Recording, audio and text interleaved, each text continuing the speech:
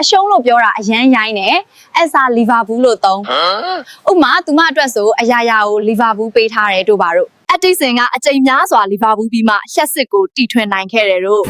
ဝနာရဲ့လီဗာပူးနဲ့လူသချင်းကအရန်ကောင်းတယ်တို့ Infinity War မှာ Thanos ကအသာစီးရခဲ့ပေမဲ့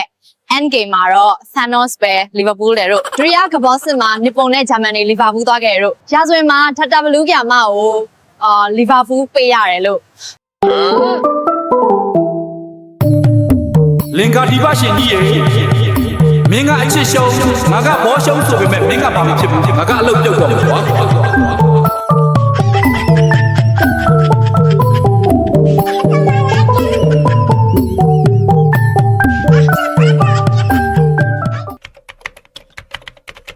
ကိုစီယာကတုံးကသုံးလို့အစင်မပြေလို့အတင်လဲချင်တယ်ရှေးသက်တာလေးလဲလိုချင်တယ်ဆိုရင်ဒီကတုံးလေးရှိမယ်နော်